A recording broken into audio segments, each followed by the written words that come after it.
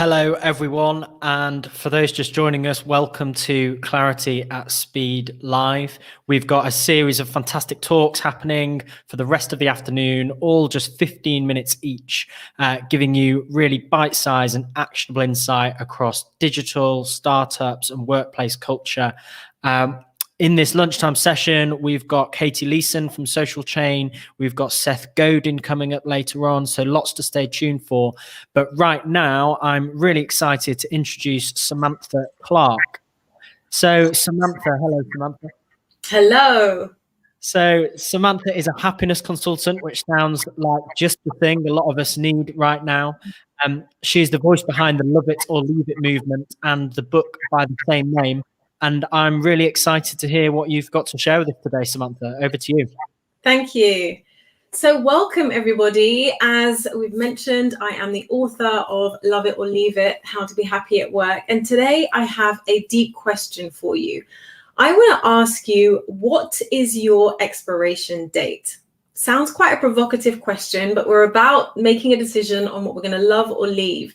And too many of my clients are working in ways where they're not questioning, why am I working in the way that I am?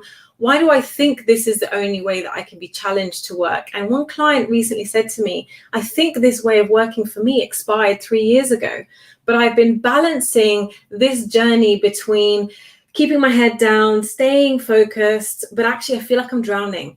And I don't really feel like I've actually taken the time to figure out what's next. So it's easier for me just to sit here and wilt. This cannot happen anymore. And so I invite you to question and peel away some deep layers. We've all seen these different Russian doll images. And when we get to the heart, that little dot at the end is about asking yourself, who do I want to become? Is this work or the way that I'm living my life moving me towards that vision or away from it? And how do I create the opportunities for me to flourish? Where have I been lying to myself about the work that I'm doing and lying to other people about how happy I am in the job that is sucking the soul out of me? And we can sit in this place of reflection and mental reflection. And I think there's a lot of talk around getting a better mindset about work. But actually, what we need to do is not just mental excavation work, but the physical and emotional understanding of what happens when you live out of alignment with yourself in your body, in the way that you feel about stress, in burnout, and taking that time to be still. And when we think about the work by Linda Stone, she says we're suffering from deep, continuous, partial attention, where we're distracted in so many different ways that we're not really doing anything with full momentum. Our attention is so fractured, and we use this in the way that we think about our lives too. We are not concentrating on what needs to happen, and we're not sitting still with our bodies. You know, Socrates says that the unexamined life isn't one worth living. So take a moment and think, where has stress been showing up in my body? Where do I feel a sense of resistance when I go in to give a presentation or outline something to a client? And how does this marry up with mentally about how I've been thinking about my work? And I invite you to then question, okay, so if I'm ready to go on a journey, if I'm ready to peel off the layers, take one doll out at a time and get to the heart, I need to know what I'm starting from. And I also need to know how to prepare my backpack for this journey. And so often when people come to my Purpose Umbrella intensives, they're either at a crossroads, thinking, okay, what can I love? What can I leave? Am I ready to make a change?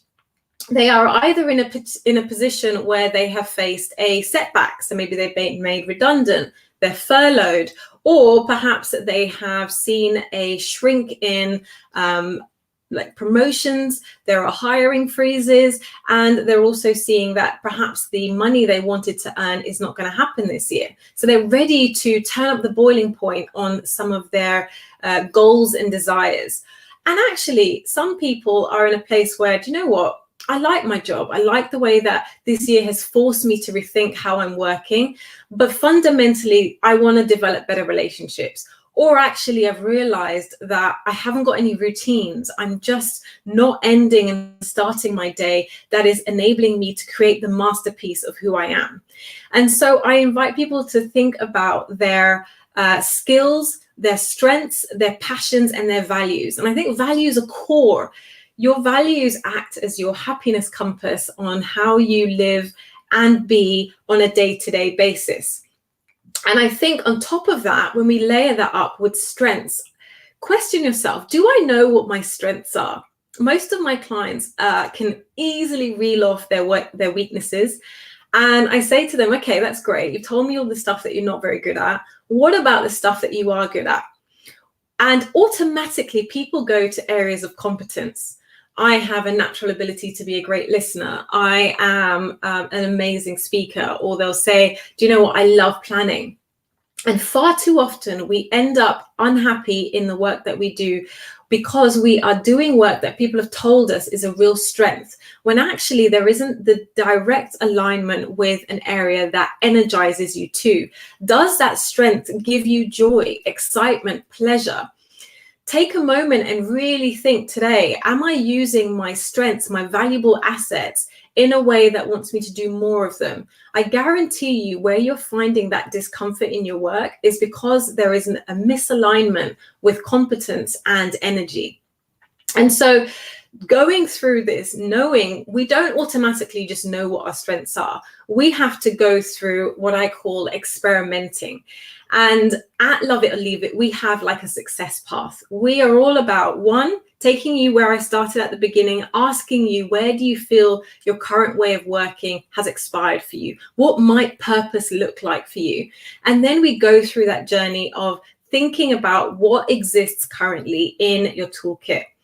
But the amazing stages where people come to life is when you step into architect mode, knowing that you have the power and the agency to create better foundations. You no longer need to just be building your life on quicksand.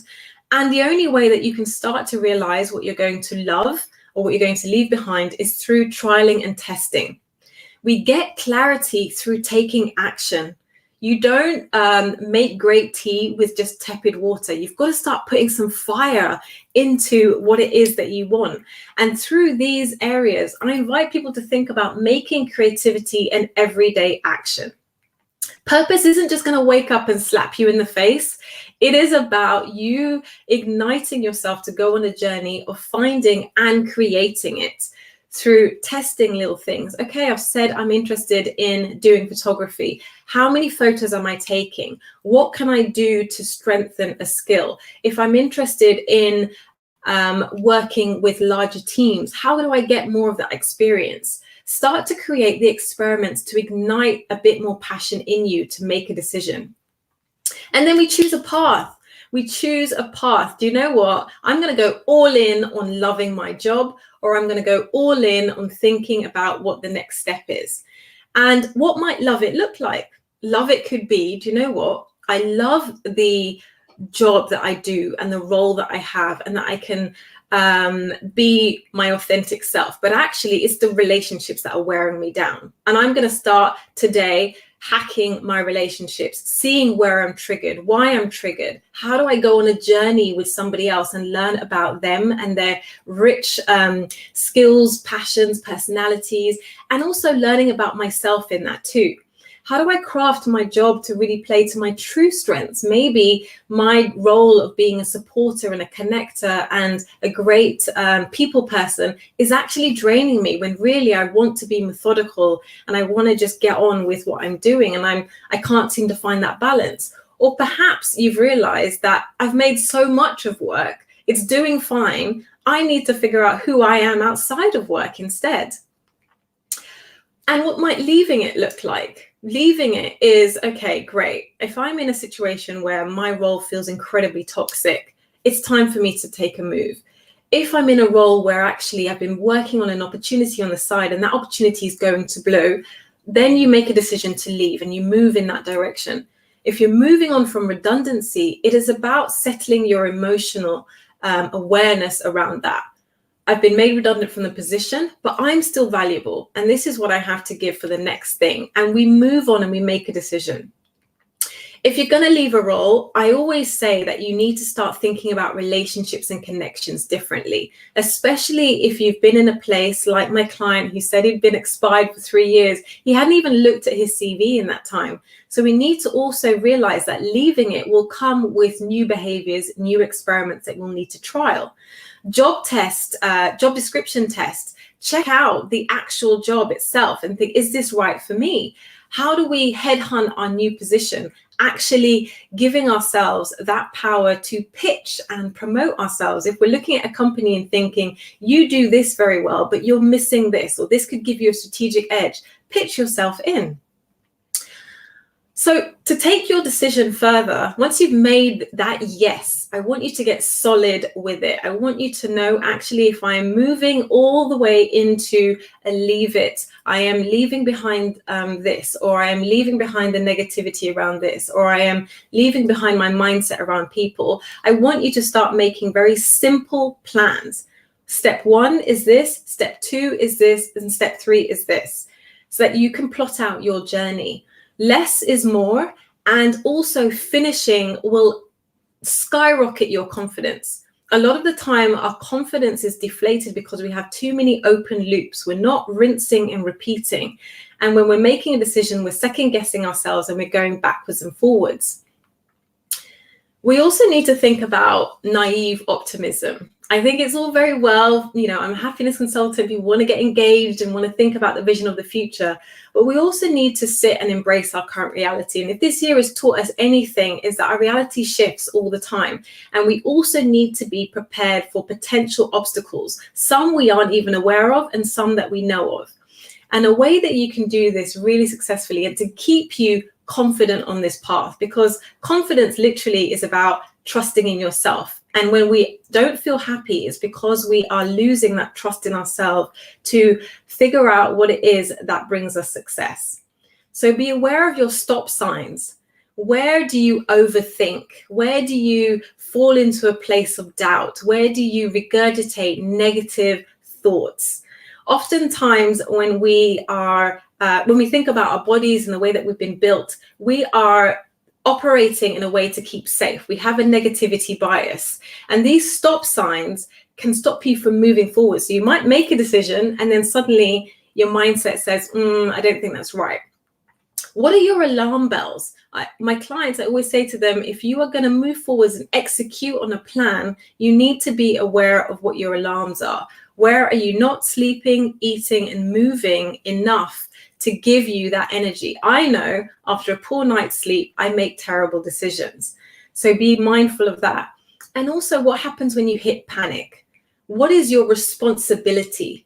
It is up to you to understand, how do I navigate when I am in a place of adversity, choosing the right belief to then give me the right actions. If we don't, that cycle then plays around and around, and we don't move forwards with confidence. And lastly, I'd like you to think about playing the game versus the shame game. It's easy to think that when you make a decision and you fall in love with something, suddenly it doesn't work, then you're going to shame yourself and thinking, God, I made the wrong decision. Actually, there's just an element that didn't work, but you're playing a game, you're playing a bigger game. And as you've ever played Mario or whatever game you're playing these days, there's an excitement about getting from one level to another level to another level. Show yourself some compassion if things don't work out in the way that you planned, but know that you are moving forwards and there will be some obstacles, and maybe it's an obstacle that you need to plan for better next time. And really think about playing the wider game versus just shaming yourself. So my takeaways are: stop standing in your own way. Really peel back the layers to get to the heart of your purpose umbrella and what you will choose to lean into and love or leave behind. Experiment, experiment, experiment. Learn about where you excel, what you want to learn, and what else you need. Make a decision. Decide, simplify, finish, and repeat. And be aware of your stop signs, your alarms, and your panic buttons. This will set you up for success.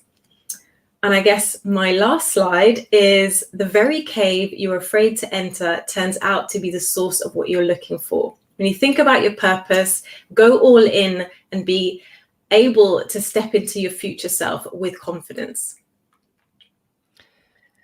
Thank you so much for that, Samantha. I found that fascinating. Just before I ask for your sort of 15-second summary, and you've already done a great job of summing up those points there. I guess has just one positive thing that's come out of this current situation. Have you seen more people take a step back and start reflecting on their life and work as a result?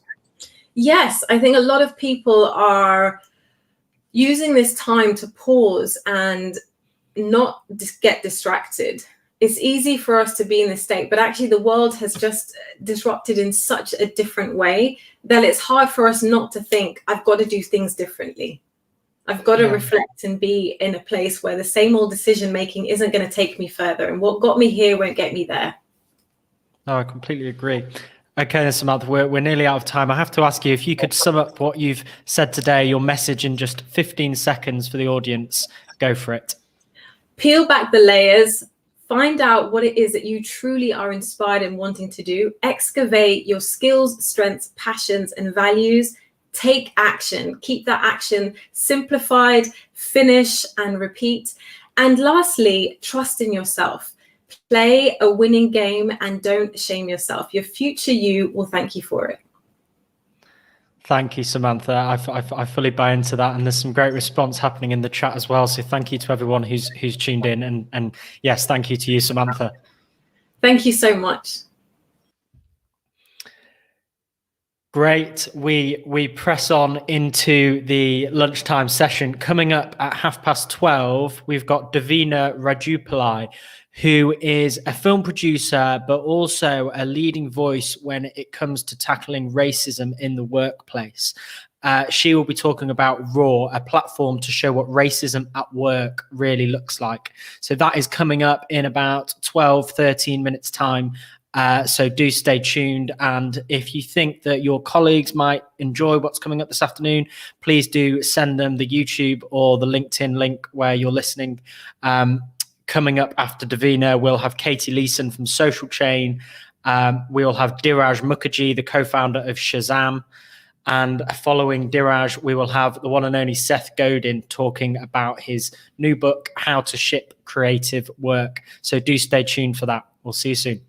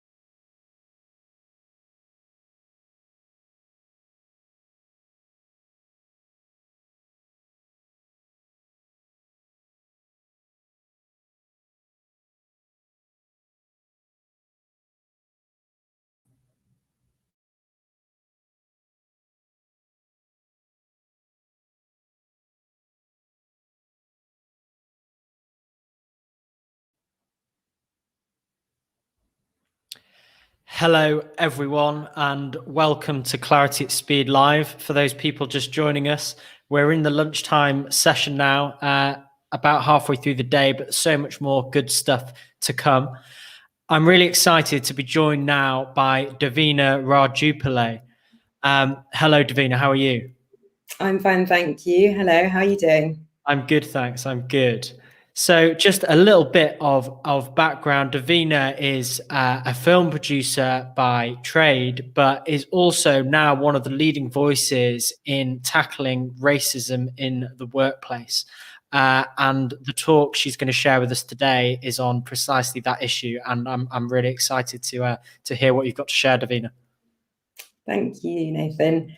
Hi, everyone, and thanks for joining the talk today. I hope you're all doing well during lockdown number 2.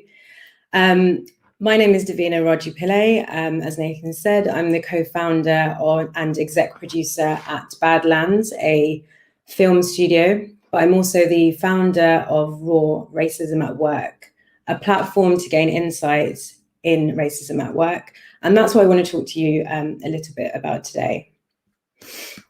I never used to like my name when I was a kid. It always made people question where I came from, and I have a typically long Tamil surname.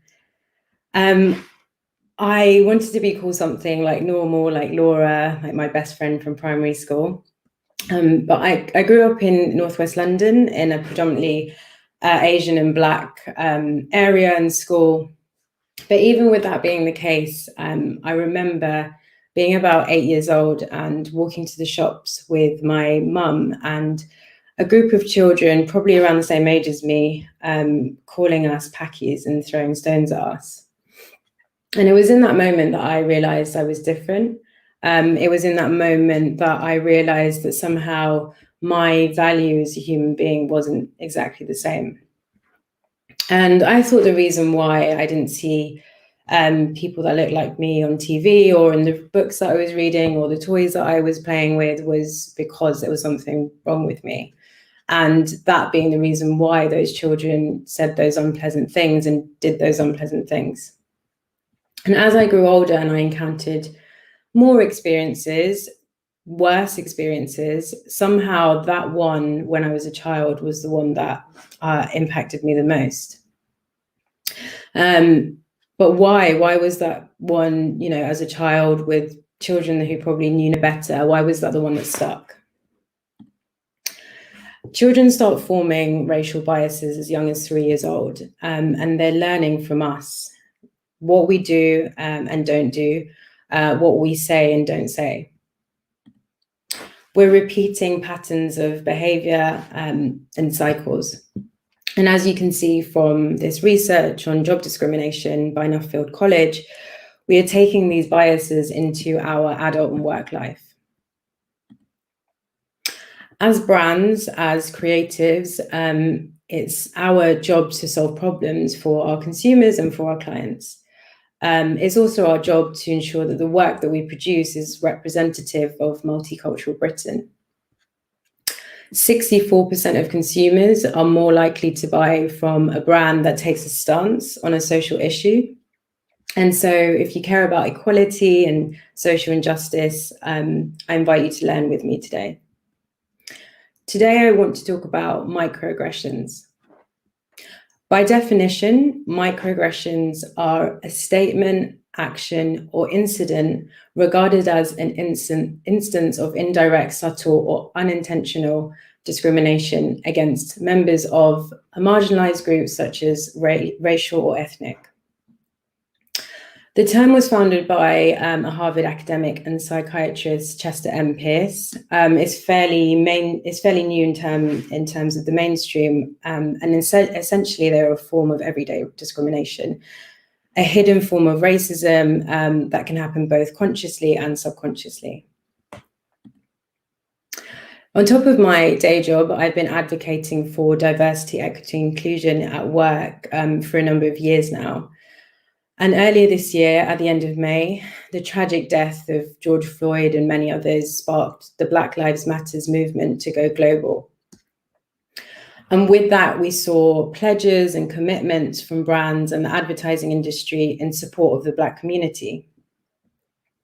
And at the same time, a number of Black people and people of color in my network reached out to me frustrated. They were frustrated because they felt that in order to adequately respond to these uprisings, the current uprisings, then business leaders needed to reckon with the Black experiences in their workplaces. And a common theme that emerged from those conversations that I was having, but as well as like the Black people that were calling out brands publicly, was the disconnect between a company's external commitment and the daily employee experience. This disconnect is not new, but I think the awareness and the depth of it is novel for some. And so to show this disconnect, I created an anonymous survey called "Have You Ever Experienced Racism at Work?", which, due to the number of responses, is now turned into Raw, an insights platform. Microaggressions is a key terminology to understand when talking about the Black experience at work. But rather than me just talk about them, I want to show you some of the responses from the survey, some of the real life accounts that are happening in our industry now.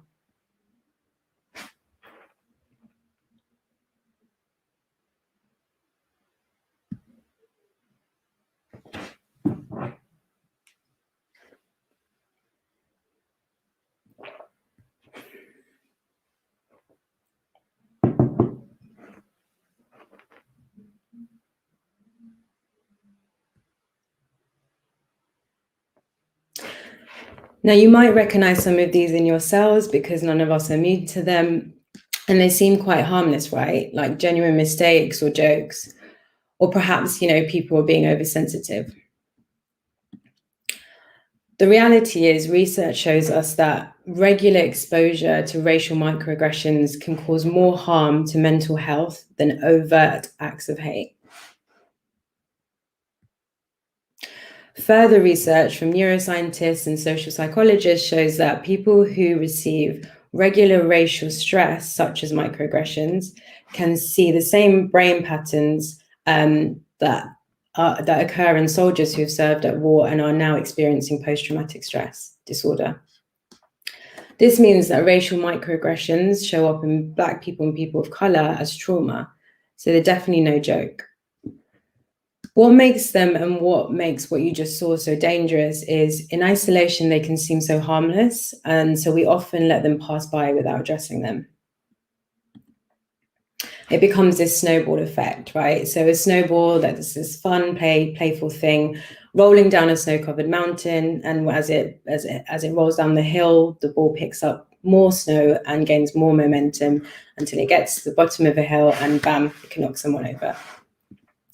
Well, what makes microaggressions so difficult to tackle and so equally effective is we are, number one, unsophisticated in recognizing them in ourselves and each other. And number two, most people's understanding of racism is limited. As you can see from this definition, we've been accustomed to associating racism with its definition of when it was first coined in 1902, which is a single overt, intentional, and conscious hate to one person by another person based on the sole belief that one's race is more superior. Now, if we take that definition, it means that if it wasn't conscious or intentional, most people don't think it's racism, and therefore they think they're exempt from contributing to it, and therefore nothing changes, and it takes on a new format. Racism historically is known as this thing that terrible people do. We associate it with football hooligans and the KKK.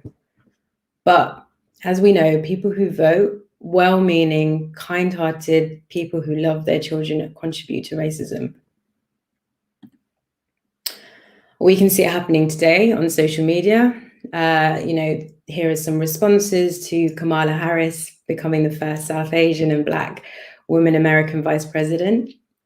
The responses to the Sainsbury's Christmas ad that was released a few days ago, featuring a Black family.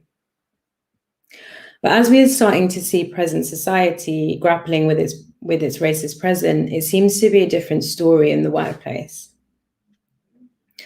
Microaggressions have nothing to do with being a good person or a bad person. They are a form of everyday discrimination that we've learned. And as a result, we have been taught to suppress our prejudice. And that prejudice sometimes comes out in what we're talking about called microaggressions.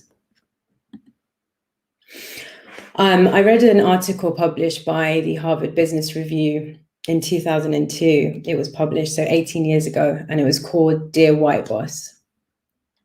The article talks about the miasma of being a Black employee. It was written by a Black director, so someone in a high senior position. And it was around what he would say if he had the chance to his white boss. And it was things like feeling alienated. I'm not sure you fully believe in me. I don't fully trust you, and how race is always with me. He talks about how in each story taken in isolation, they may seem trivial, but how it's a cumulative effect that wears us down. And as I was reading the article, I thought how little the sentiment of the Black employee has changed. But why? Like, that was 18 years ago, the article. Quite soon after I created the Raw survey, I was invited to attend an industry roundtable by publication with several white CEOs in the advertising industry. They were all extremely scared to talk about race out of fear of making mistakes and to be seen not getting it right. The Raw platform has been created to help encourage more openness around race and racism by empowering employees to speak up about issues and putting the onus on employers to recognize this behavior in the same way that #Time2 has. The current moment has the potential to be pivotal in addressing this disconnect that I mentioned earlier between a company's statement or commitment externally versus the daily employee experience. But only if we as business leaders, as an industry, have the wherewithal to identify the harm being done to Black employees and people of color. Because as Raw has shown us, it does exist. These are the targets that were set by IPA 5 years ago to reach by 2020.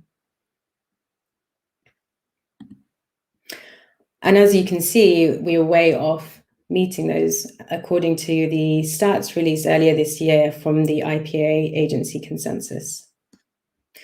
Now, if we get our house in order, we will see retention rates, progression of these employees increase, and we will truly begin to harvest inclusive work cultures. And over time, we'll see the ethnicity pay gap decrease. But in order for us to create anti-racist work environments, everyone, but especially business leaders, need to do these 4 things. Number 1, educate yourselves on what racism at work really looks like. Number 2, deal with your discomfort. The way we are socialized around racism leaves white people unpracticed and uncomfortable in talking about it, let alone able to lead on initiatives around race and racism. Number 3 is identify harm without being defensive. I think defensiveness is a common reaction when waking up to the realities that racism could be operating on your watch, in your business. And you may think, but I'm one of the good ones, and focusing on your intent feels like you're being accused or being blamed. But there is no blame here in this conversation. It's about widening our understanding. I remember at one of the previous agencies I worked for, there was an International Women's Day event, and it was looking at the female generational gap and how the more junior female employees were feeling versus the more senior female employees and how things had changed. And one of the more junior panelists said that they'd felt that the gender gap had closed at her level, but that there wasn't enough people of color like herself, and that made her feel uncomfortable. And this was met by the more white senior female panelists saying that she did not believe that to be the case. Number 4 is be accountable. Building the capacity to be anti-racist takes commitment over time, and it involves hard work, and it's not always pleasant. Brands should be asking their agencies what steps they're taking to make their workplaces more inclusive and to be to give clarity on statistics, including pay. Why should an agency be as chosen partner if they can't represent your consumers? And these are some of the steps that I'm taking into my own business at Badlands. Through the RAW survey, we can tackle those 4 steps. I invite you to share the survey internally within your own businesses so that we can, so as an industry, we can use that data as a benchmark to measure change. The hard work is taking in the data and taking action as a result. And before I end, I just want to thank the partners of RAW so far. So the Barbershop Agency, Mother Agency, Brixton Finishing School, and all the amazing creatives that I've worked with so far. And thank you for listening. And thank you, Davina, for taking us through that. I think such an important message and so clearly put. I just wanted to ask you quickly before we go on to your 15-second summary. What would you say is the biggest thing you've learned through the Racism at Work survey? Has there been anything which kind of surprised you that came out of all that, all those responses? I guess just the amount of people who are sort of suffering in silence, really. One of the things that came out from the survey was how a lot of people do not speak up about it because they're afraid nothing will be done. Essentially, they don't see the point. So I think that was probably the most surprising thing that came out of it. Yeah. So Davina, unfortunately, we're out of time. So I have to just ask you for your 15-second summary. If you could summarize your message in 15 seconds, what would you want people to take away today? It'd be the 4 things I ended on. So educate yourself, deal with your discomfort, identify harm without being defensive, and be accountable. And you can do that through the RAW survey. So, feel free to get in touch with me afterwards. Thank you. Thank you so much, Davina. And yes, and we'll pop the link in the chat so people, and share it on social as well, so people can have a look at that and submit it. Thanks again, Davina. Thank you. Bye. Bye-bye. So there we have it. Another great talk. I really enjoyed that from Davina. So we're pressing on through the lunchtime session. Coming up at 1 o'clock, we have Katie Leeson, who is the managing director of Social Chain, the social media and influencer marketing agency, which I'm sure is familiar to most of the people on the stream today. She's going to be talking about mental health in the workplace and how you make that type of support work from home. Really looking forward to that. So do stay on the stream and do share it with your colleagues and your friends, and we'll see you in about 10 minutes or so.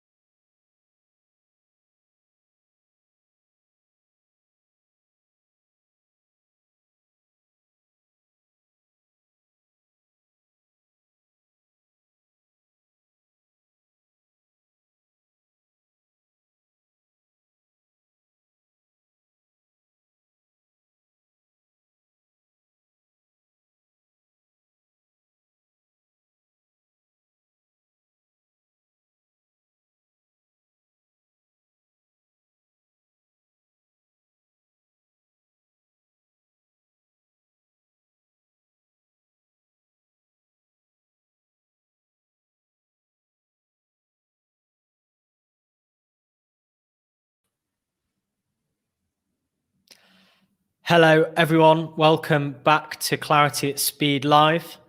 We are flying through the lunchtime session today. Just a reminder for people who may be just joining us. So we've got talks running all the way through till 4:45 this afternoon, all 15 minutes, all intended to give you some really bite-sized and actionable insight into all sorts of topics, from digital marketing to startups to workplace culture. Coming up to finish off the lunchtime session in a little bit, we've got Dheeraj Mukherjee, the co-founder of Shazam, and we've got Seth Godin talking about his new book, The Practice. But right now is one of the talks I've been looking forward to most, and one of the people I've wanted to speak to for a long time is Katie Leeson, Managing Director of Social Chain. How are you, Katie? I'm really good, thank you. That makes me feel very honoured. So, as I say, many of you may know Katie as the MD of Social Chain in Manchester, the social media agency. Many others may know Katie for her fantastic podcast, I Shouldn't Say This But, where she's incredibly open and talks about lots of the challenges she faces in that role and speaks to all sorts of interesting folk from across the sort of marketing and business world. I would highly recommend people checking that out. But today, Katie is here to talk about making mental health support work from home. Over to you, Katie. Thank you so much. Thanks so much for having me, and thanks everyone for joining me over lunchtime as well. Yeah, I want to talk to you today about how to make mental health support work from home. And we all know this is not even a statement I need to put up, but this year has been a struggle for nearly everybody.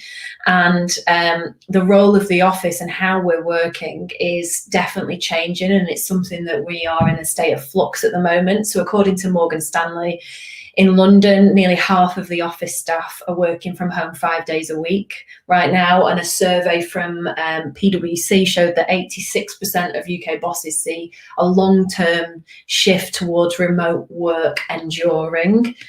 And we're at real loggerheads in how we should be working right now. Many business leaders are backing the government, as we see there, on trying to get people back into the office. Yet within the last week, we've had JP Morgan say that the corporate employees have committed to remote working on a permanent basis. And many tech companies, as we've seen from Facebook and Google, have said that they are advocating never coming back to the office. But I feel like it's our responsibility to really protect and support our people, especially the younger generation and the future of our companies. So if you'd spoke to anyone over 40, they'd probably be an advocate for working from home. They've been jaded by office politics. They've been worn down by commuting. They've now had a bit better of a healthy work-life balance with childcare. But everyone on here will remember the excitement and the adventure of going to a new job, starting a new career and meeting people. So anyone under the age of 30 or people starting out in a new job, if you speak to people now, they're absolutely desperate to get back into that environment where they're with people, they're engaging, creativity is really important. And of course, we know that there's real practical problems with young people working from home, especially people working in big cities. We've seen it in our office. Many Gen Zers will be stuck in a shared house, working off their knees, working from their beds without a real separation from their work and their life. And it's really, really clear that people are struggling right now. This is a post that I put out just last week. And it has gone absolutely crazy. It's had over 6 million impressions on Twitter, over 1 million views on LinkedIn, multiple shares on Instagram. And that's because there is a real dichotomy between how we're working right now and the future of how we need to work. So as a company, how do we ensure that we give mental health support in this new age? What is the role of the office and the culture and the company culture, and how do we make sure that we can support everybody? So I'm going to go through 5 areas that you can take away and think about how it fits with your company. The first is allowing staff the time off for their mental health as well as their physical health. The second thing is trusting people to work wherever and whenever they want. The third is offering support that goes beyond just HR. The next one is about giving people a say. And the final thing is acknowledging hard work and achievements regularly. So I'm going to go into these in a little bit of detail. The first is allowing staff time off for their mental health and offering support. What we did at Social Chain is on World Mental Health Days that we gave everyone a paid day of leave to really focus on their wellness. We did that because even though we offer unlimited holidays, it was important for us to understand and really give people the time back, because everyone is feeling it right now. People are at the stage of burnout. We all ran into this pandemic like a bull in a china shop at Social Chain, really trying to do the best work we could. And I, as a leader, need to make sure that I'm looking after people and giving them the time to ensure that their mental health is supported by giving them time off as if they were physically ill as well. So making sure that you speak to people and get an understanding of where they are, and take mental health time off as seriously as you would if they were physically unwell. The next thing is all about trusting people to work whenever and wherever they want. For me, this is so important, especially when we look back at the idea that under 30s now are in shared houses, they're in flats without gardens. So we've opened the office, and the office is there for people to go in and use as a bit of respite and a bit of a different view, and then enable that sort of creative space, because without that, I feel it here, you end up working in the same four walls and you don't have that human connection that you do when you're in the office. And this is just a WhatsApp message that I got from one of my colleagues, because we offer this flexible working where people can make the most and get the most out of their lives and work in the best way they can. It means that we're getting great work out of people. So really thinking about the trust that you can give to people in where they work and how they work. Some people are morning early birds, some people are night owls, but not just that. I think at the moment as well, during this pandemic, we all go through slumps. I think we could probably all put our hand up and say that some days we feel a lot more motivated than others, and it's being able to flex around that to ensure that the best work comes out of your team. The next thing is offering support that goes beyond HR. And this wonderful chap is Seb. So what we recognised is that we've always been amazing at offering mental health therapy support, and it's something that we introduced as a company a couple of years ago, that was opt-out therapy, that everyone in the company was opted in to see our company therapist, and you had to say whether you didn't want that. After speaking to the team and understanding what it was that they needed to get out of Social Chain, was that the therapy option was amazing, but it only went to help with previous past experiences and traumas and things that they needed to work on. What we didn't have was an opportunity for the staff to really understand where their growth opportunities were within the company, and also where they wanted to get to for their careers. So we hired Seb earlier this year to take on the role of company coach. He is our life coach, and he helps people to really understand their future development, what they need to work on themselves in order for them to have the best future they can at Social Chain. He's just finishing off his first round of intake, and the feedback has been absolutely incredible. Everyone that has seen him has gained more confidence. They've understood where they need to get to. They know how they need to work on themselves. So for me as a company, this is a real statement of intent, and it's something that I would encourage everyone to look into outside of their HR, is understanding people and what they're looking for from the company, and being able to hire staff that help with the development of the company, basically. The next thing that I want to talk about is giving people a say. And it's probably one of the most important things that you could do right now. With us all working remotely and not being together, you miss those interactions, or as a leader, you don't get to see people day in, day out, to see how their mood's changed, whether you think that they're disgruntled with something, whether you think they're sad about something, or even happy. And it's really hard as a leader because you're not with people on a day in, day out basis to understand exactly what's going on. we offer an amazing culture at Social Chain. It's something that I'm incredibly proud of, but the culture, a lot of it was centered around the office, and the policies that we gave were centered around the office. One of the things that we've done this year is to put the power into the hands of the team. We know that no one knows the culture of Social Chain better than the people that work at Social Chain, and we've created a culture committee that means that they're going to tell us as leaders what it is that they want. And we've already had some incredible feedback on the policies that we offer and how we can make those fit for purpose for the workforce that we have now. We're also doing a big fat survey of the year that's going to be going out in the next couple of weeks. That will mean that everyone can give their feedback on how this year's been, where we can improve and how we can get better. Personally, for me, feedback is a gift, and without having that under my armour, I can't make Social Chain the best place to work for as I would like. So giving people a say and really listening, but then feeding back on what they say and putting those things into practice is really key. And the final thing to just mention is about acknowledging hard work and making sure that achievements are regularly celebrated.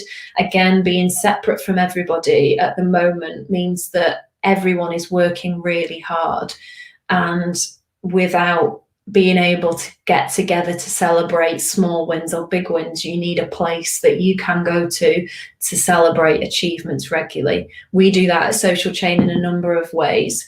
We use Facebook Workplace, and to be honest, that right now is our office space. We're using Workplace as a way to connect people, a way to bring people together, and a way to share knowledge. So if you, a piece of advice is that if you can look into that, I would definitely think about it, because it's our way of building our community within Social Chain. So on there, we celebrate any small, big, medium win as it happens. We also acknowledge anniversaries and birthdays within the platform, making sure that everyone is rewarded for their hard work. Finally, as well, we do a creative review on a Friday where people nominate their colleagues and people that they work with to really celebrate the hard work that's happened. And also we sent out a little care box last week with gifts, with sweets and drinks in, just to do a little celebration for the last couple of months of hard work.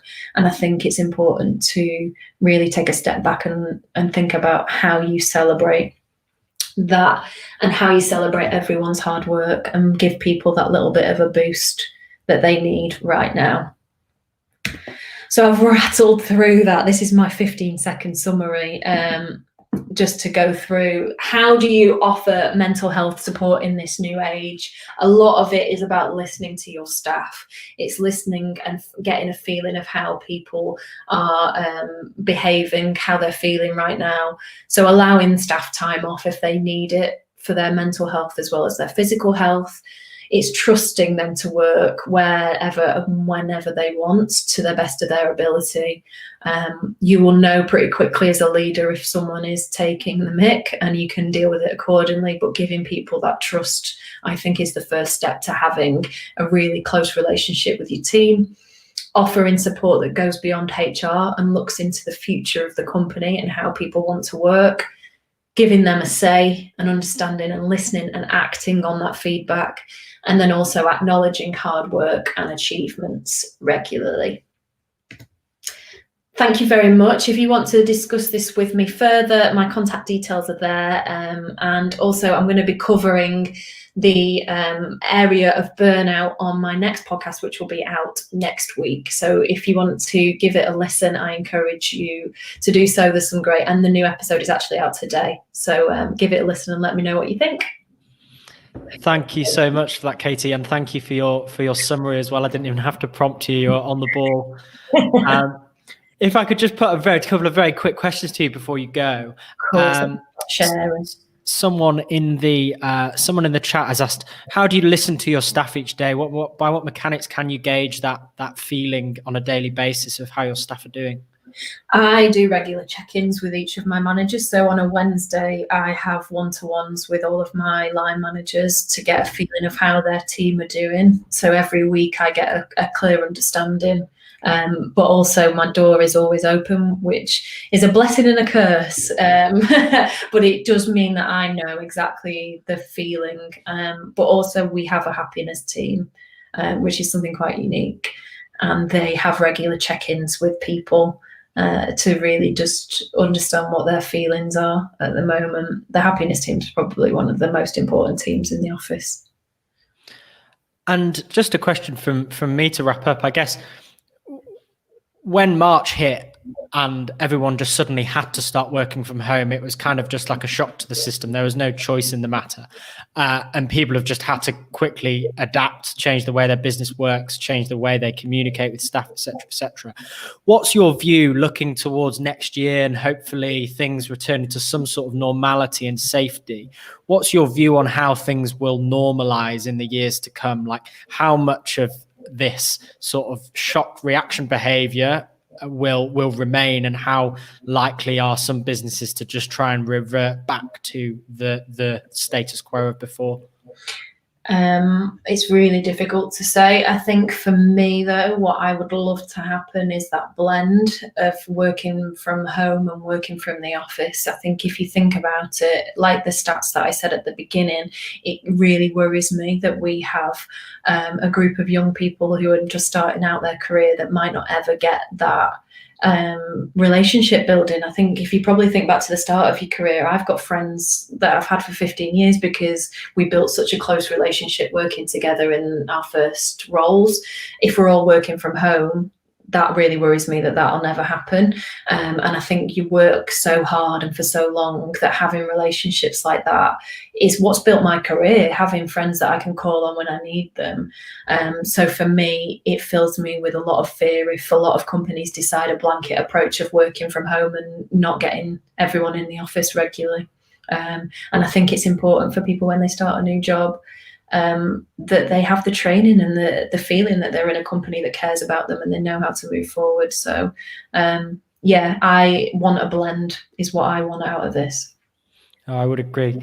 Thank you, Katie. There's tons of really actionable stuff there and some amazing stuff for businesses to aspire to as well. When you talk about having a life coach as part of your team, I think that's an amazing thing to have. So thank you, Katie, for your time. That was really interesting. Thank you so much. It was really hard to fit it in 15 minutes, so thank you. Have a good day, everyone. Thanks, Katie. So there we have it. That was Katie Leeson from Social Chain. I hope people enjoyed that. I can see Manpreet in the comments on LinkedIn. Thanks also to the questions which have come in on YouTube. I will try and pick a few of those out when we have time throughout the day. Coming up at 1:30 is our next talk. We have Dhiraj Mukherjee, who is the co-founder of Shazam. So Shazam obviously needs no introduction, acquired by Apple a few years ago. Dhiraj is now doing some really interesting work in the world of tech. And he has a talk entitled Designing for Uncertainty, how we can take these uncertain times and actually start changing our businesses to adapt around them. So really looking forward to that. That's coming up at 1:30.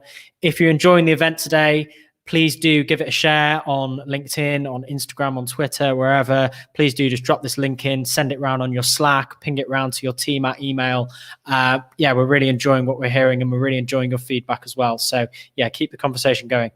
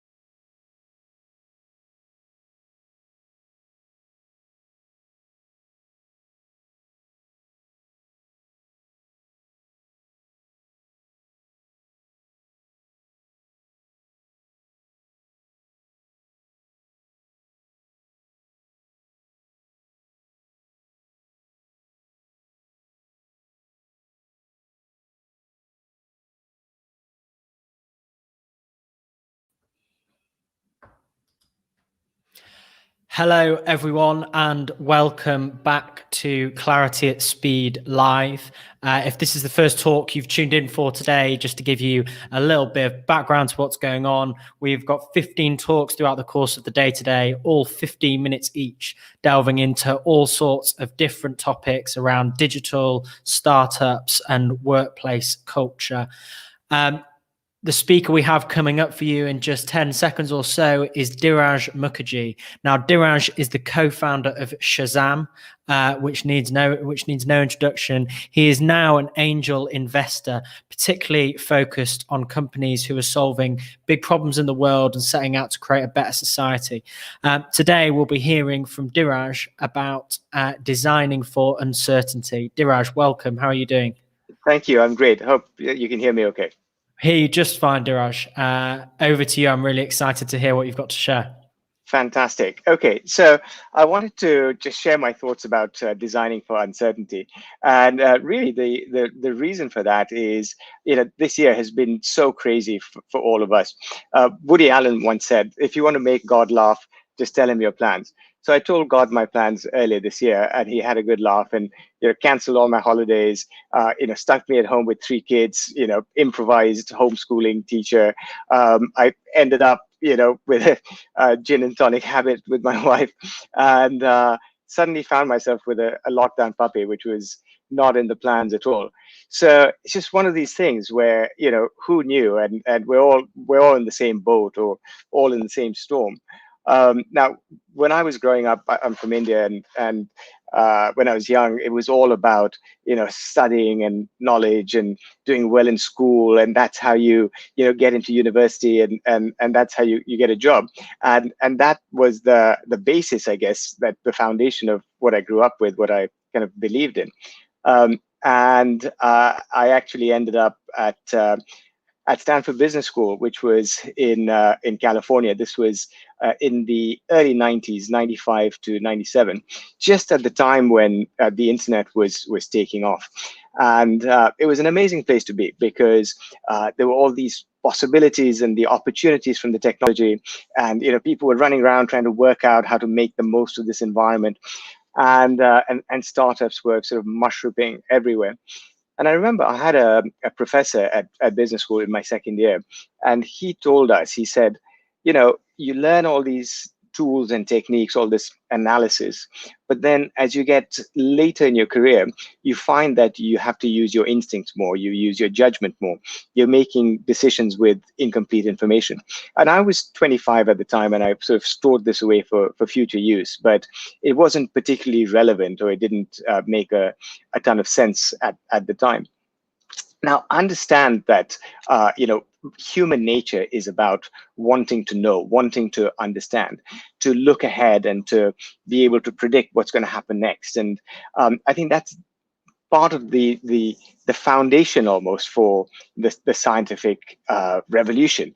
And it's something which we almost take for granted. René Descartes, who was a French mathematician and probably better known as a philosopher, he said, I think, therefore I am, cogito ergo sum.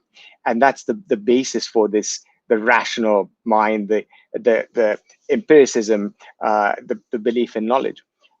However, there are exceptions as well. So William Goldman he's a screenwriter, and he's a legend in Hollywood.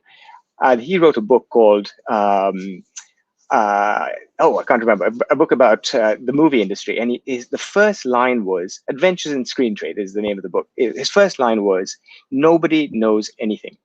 And that basically debunked this myth about, these hit movies and these star directors and these amazing screenwriters. The reality is that everyone wants a hit, but no one in Hollywood really knows what it takes to make one every single time. And so that principle, Goldman's principle of nobody knows anything, undermines this idea of we have to know, we should know, we need to learn more, we need to figure this out. And it's fascinating, because it's not just a difference of opinion, it's an entirely different mindset. And the concept which he kind of put forward is, how do we create success, or try to achieve something, when in fact what we don't know is so much greater than what we do know. Now, I'm neither a philosopher nor a screenwriter, but my experience in software development and in technology over the last 25 years, I've seen this change happen. Now, when I started, I finished Stanford Business School in '97, and I kind of fell into the tech industry almost. And I joined an internet consulting firm called Viant in San Francisco. And at the time, the way software was built was using what's called the waterfall method. So business users would say, okay, this is the problem we're trying to solve. This is the software we want to build, and these are the specifications. And then software engineers would go away and they would try to develop the software. And now this inevitably, unfortunately, led to arguments and cost overruns and delays, because the reality is that business owners don't know what they want, and software engineers, ironically, don't know how the software is going to turn out until they've tried. And this causes endless problems, leading to people losing their job or trying to get an additional team of software engineers to develop something, which causes more delays and so forth. So about 20 years ago or so, a team of enlightened people came up with a new idea. And this idea was what is known today as agile development. And agile development is this idea that, in fact, you don't know ahead of time what to build, and engineers don't know ahead of time how their efforts are going to turn out. So rather than trying to anticipate and document, the idea is to be able to actually iterate between planning, building, and testing. And the principles of Agile are captured in a manifesto, which is the balance between conversations between business owners and engineers, as well as trying to specify only what is known and acknowledging that one will learn in the process of developing. I hope you can see my slides. I think we've lost the slides temporarily, Dheeraj. Can you try and share screen again? Okay, let me try to do that.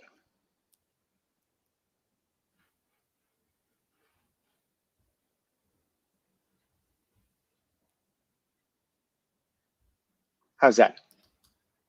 There we go, we're back. Okay, fantastic. Now, this was in 2006. I was running a software engineering team, and we decided to try out this newfangled approach of agile development. So we set about and adopted the practices, which is about having a whiteboard which is full of post-its with features which need to be built, and you create what's known as sprints. So you do 2 weeks of work, and you ship the software. You see how it works, and then you develop another sprint for 2 weeks, and you keep going in that way. It was new, but I found it tremendously powerful because it acknowledged the fact that we didn't know exactly what our users and customers wanted. We didn't know exactly what features would stick and which ones wouldn't work.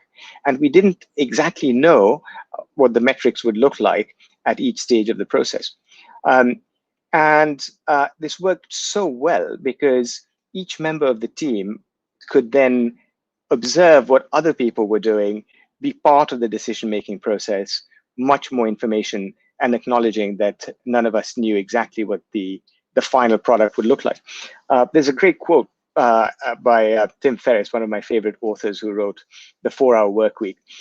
He said, it's like driving a car at night. You can only see as far as the headlights will go, but you can get to your destination just driving that way. And that's the principle, I guess, of agile development, which is you can only see a couple of weeks ahead, but if you keep going like that, you'll get to your final destination. Now, these stories are from 15 years ago. So some of these ideas and principles are now commonplace in the world of technology. So Eric Ries wrote a book called The Lean Startup, which is perhaps the Bible of iterative development, of being able to launch and learn, as management would put it. Now it's in our vocabularies to say, let's iterate until we find the right product fit, or let's pivot if we're heading in the wrong direction. This is taken for granted in technology companies. But I'm not a software engineer, so in the world of business, what I find is that in fact people are still often doing things the old way, which is, what's the 5-year plan? What's the annual budget for next year? What are the forecasts which we need to hit? And the reality is that what ends up happening is you get locked into a way of thinking which doesn't fit with the world that we're seeing around us. Last year was a good example, and I think next year's is likely to be that as well. So what do we do about this? Well, I was inspired by my experience with using Agile for software, and decided to try to adapt it for the business environment. So I was working on a project with a mixed team. There were engineers, there were marketeers, there were finance people, and we decided to adapt the principles using the same kind of idea, which is, we don't know exactly where we're going to end up. Let's organize around tasks which are, bite-sized pieces. Let's have a whiteboard like the Agile practitioners do, and the different colors represent the different work streams, and chunked into 2-week sprints, which basically says, let's get to the end of those 2 weeks, lift our heads, look around, see what we've done, what do we not know, and how do we mitigate the unknown over the next 2 weeks, and then go again. Now, this project basically acknowledged the fact that we were living in a time of uncertainty. Now, fast forward to 2021. We know one thing for sure, which is next year is going to be an uncertain year. I heard a great quote. I was at Imperial College's event a couple of years ago, which looks 20 years out. And they said, one thing is for certain, besides death and taxes, is uncertainty. And it's true. Even though we'd like to get away from that, every year brings this uncertainty. So what I think should get away from is trying to wrestle that down and say, we need to find out. Rather, I think what we need to do is to look for the unknowns. So to really look hard at what are the things which we can't predict, what are the things which we don't know. Because with that comes the realization, in fact, that there's so much out there that we don't have a good handle on. So what are we going to do about that? One of the techniques which I like to use is to look at things from a different perspective. And looking at the world from our customer's shoes is a great place to start. And it's amazing because a lot of businesses either don't do that, are not in the habit of doing it, or don't do it well. So if we put ourselves in our customer's shoes, we can think from their perspective. What uncertainty are they facing? How are they responding? What are their fears? And it gives us a different perspective. We're all caught up in this. And the reality is that we have very few answers at this point in time. But there are ways to start constructing, what one can do. And one of them is to open up to new ideas and new possibilities. So just to park our own narrow perspective on the world and think about when the climate changes, for instance, how do animals adapt? What can we learn from that? Or what are they doing in other countries? When China reacted to the virus, what did they do and what was successful? What could we glean? It could be in a different industry. So how is fashion responding? I have a friend who's in the beer business. What are they doing in this situation? And to be able to sort of assimilate and to integrate perspectives and learnings from different points of view is really helpful. I think the third thing is to set up for experimentation. And by acknowledging and allowing experiments to run, it does two things. One, discovers new ways of doing things, new practices, new habits, but it also allows for failure. It also allows for things to go wrong, because that's the nature, the absolute sort of basics of experiments. And it's okay if there's setbacks, and one can dust oneself off and try again. And then it's about organizing around adaptable and not about predictable. What do I mean by that? So it's not having long-term strategy. It's about being nimble in one's thinking. It's not about budgets which run for a year. It's about building flexibility in. It's about attracting employees and leaders who are comfortable with change and uncertainty and actually sort of enjoy it. It's about having structures which are not permanent. So having squads which come together to attack a problem and then disband and move on. So all of those, actions and that thinking and those outcomes comes from basing on an acknowledgement of uncertainty rather than a desire to sort of wrestle uncertainty to the ground. So I guess that more or less wraps up my message. So I'm, waiting for the new normal is not going to happen. It makes God laugh, in my view. I think what we need to try to do is to thrive on uncertainty and actually, take full advantage of being in the situation that we are, not just this year, not just next year, but I think as a matter of course. So thanks very much. Thank you very much, Diraj. I found that fascinating. That contrast between, as you say, human nature being that we want to know, we want to know everything, but versus nobody actually knows almost anything about anything at all is kind of really mind-boggling, but so true at the same time. Can I ask you to try and summarize your key message from this talk? What's the thing you'd want to people to take away from your talk in just 15 seconds, please? Yeah, so I would say is don't wait for the new normal, but design your business to thrive on uncertainty. Thank you, Diraj. No, I think it's amazing advice and an incredible perspective gained over your long career in technology and business. Thank you so much for sharing it today, Diraj. My pleasure. Thanks a million, Nathan. Take care. Thank you. So there we have it. That was Diraj Mukherjee, the co-founder of Shazam, speaking to us about designing for uncertainty. I think that might be one of my favorite talks from the day, but I've said that quite a lot now. So coming up next, we have Seth Godin, the best-selling author. I think he's had 19 best-selling books, Purple Cow, Linchpin, This is Marketing. But coming up next will be my colleague Isabel from the Journey Further Book Club interviewing Seth Godin about his latest book, The Practice, Shipping Creative Work. So that is coming up in about 12 minutes time at 2:00. So do stay on the stream, whether you're on LinkedIn or YouTube. Please do share the link with your colleagues. And yeah, we will await Seth's arrival in about 11 or 12 minutes time. So see you soon.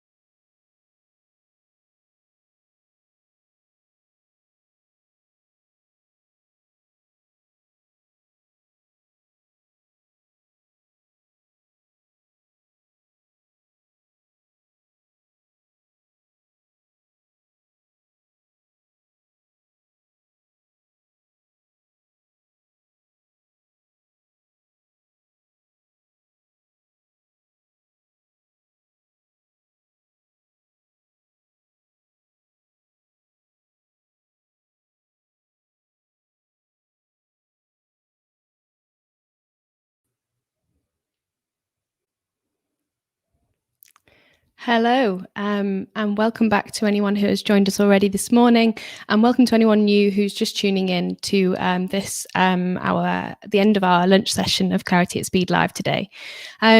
For anyone who I haven't met before, my name is Isabel Wilkinson, and I look after the Journey for the Book Club, a growing community of nearly 1,500 business owners, founders, CEOs, and marketers who want to keep on learning and connecting with their peers despite their busy work schedules. So we host monthly meetups and discussions. We share the best business and marketing books. We weigh in on wider industry discussions, and most importantly, today we create events like this one and welcome esteemed authors to talk to us about their work. So it's a pretty nerve-wracking task to introduce someone who has produced such prolific and revered work as Seth has, but I'll give it a quick go. Seth is the author of 19 international best-selling books, including Lynchpin, Purple Cow, Tribes, and This Is Marketing. He's started successful companies, taught millions of people. He's the founder of the Alt MBA and the Akimbo workshops. He's a writer and a creative who has certainly made his mark. And today we're going to talk about his latest book, The Practice. Seth, it is an absolute pleasure to welcome you to the virtual stage. What a delight to talk to you, Isabel. Thanks for having me. Oh, thank you. And first off, I have to thank you for, of course, writing The Practice. Some people believe that books find you at a time when you need them in your life. And I've certainly loved reading The Practice and have actually cultivated a practice of my own off the back of reading it. So yeah, thank you for that. Well, that's why I wrote it. So it worked. Exactly. And so The Practice is your 20th best-selling book. How does it feel to have continually put that work out there, and does the buzz wear off of shipping your work after time? I used to be hooked on the buzz of success, and about 8 or 10 books into it, I heard that one of my books had made the bestseller list, and I was completely empty inside. And I just sort of cried a little bit because I realized in that moment that A, I wasn't going to have that feeling again. And B, good riddance for being attached to the outcome. Mm-hmm. For me, the buzz is in shipping the work. It is not in having the work be embraced. That I know how to do marketing, and basically anybody with a lot of money can buy their way into a bestseller slot. I'm not interested in that. I'm interested in, can I turn on some lights for people, and can I do it in a way that I'm proud of? And that buzz hasn't gone down at all. But being able to walk away from attachment to the outcome is a critical part of my practice, and I think makes most of the creators I know much more powerful in their work. Absolutely. So The Practice itself, what is it about, and how can it help people? So let's begin by saying this, that the people who are in this book club ship creative work. That's their job. It doesn't mean that you're an expressionist painter. It doesn't mean you write operas. Creative means you're solving a problem that hasn't been solved before. You're doing human work for other people. You're doing something that might not work. Shipping, because if you don't ship it, it doesn't count. If it's just in your head, it doesn't count. And work, because you have to do it even if you don't feel like it, because you're on the hook. So this is a book about shipping creative work. And what I believe is that you can wait for the muse. You can wait to be touched by a magic lightning bolt. And you can wait to get lucky. But a practice will always be better than that.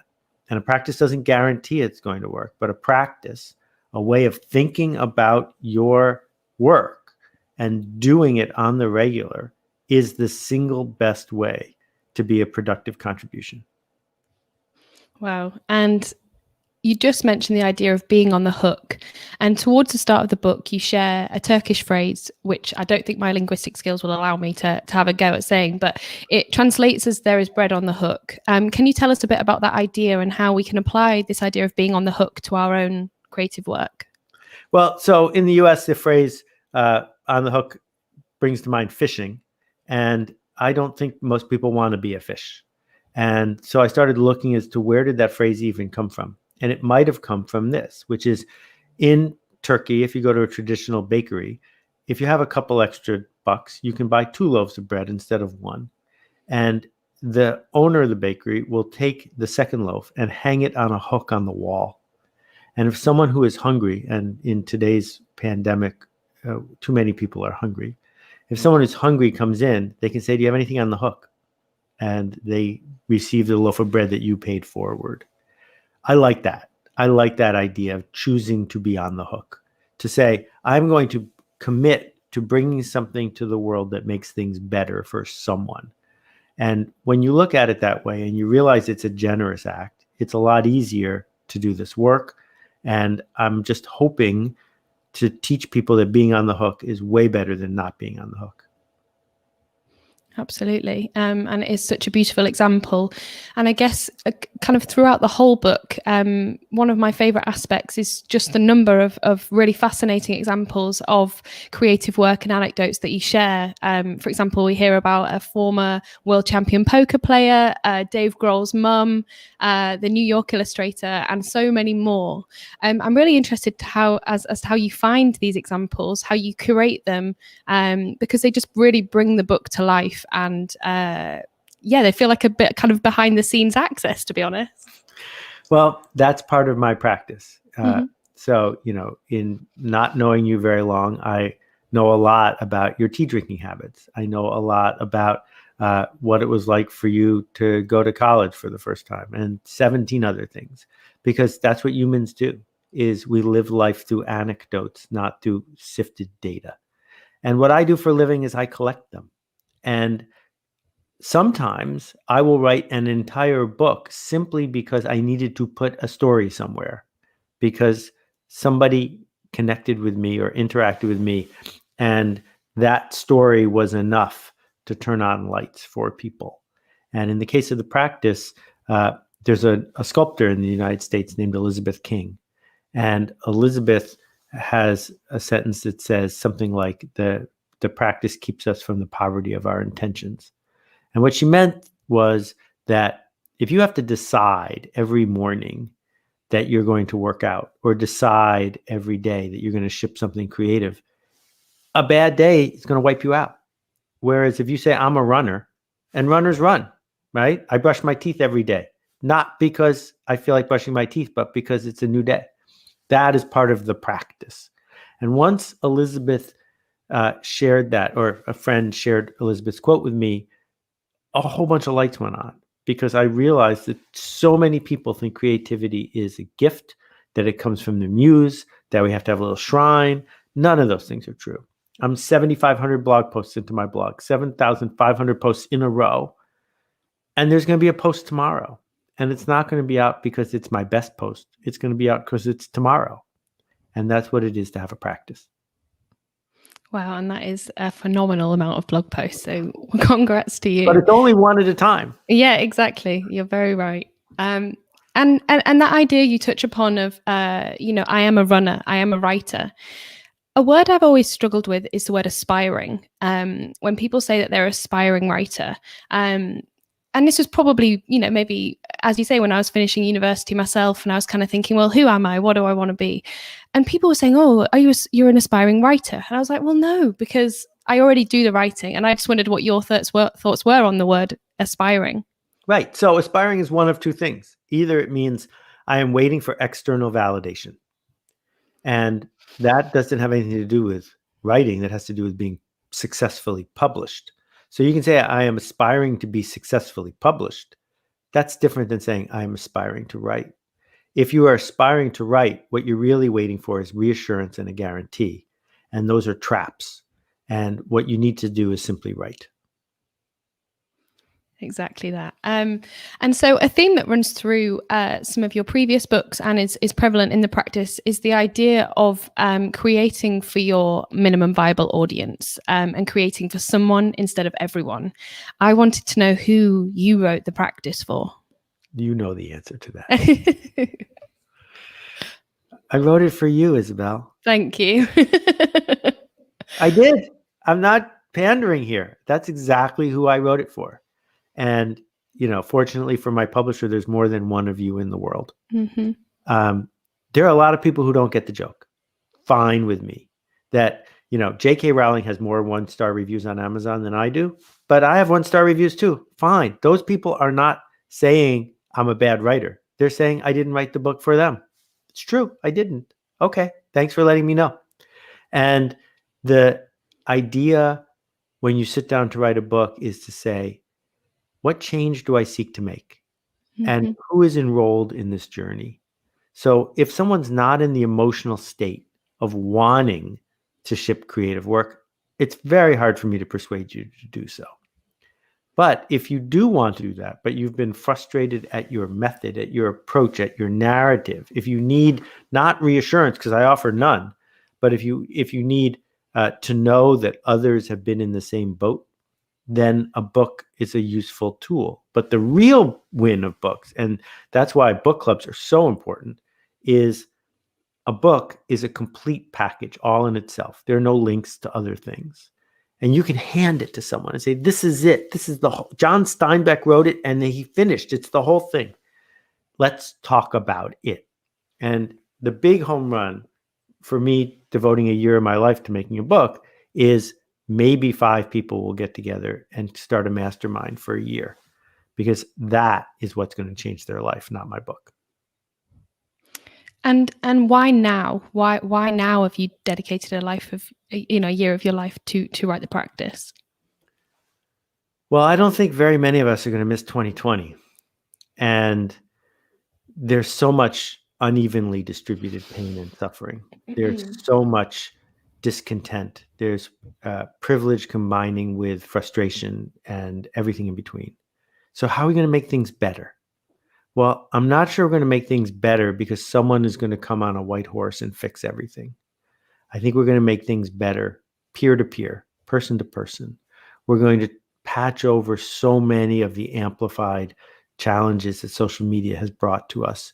We're going to bring ideas and technologies and insights to the world that fix things. And, we're only 12 weeks away from a vaccine. Well, that's a testament to human possibility.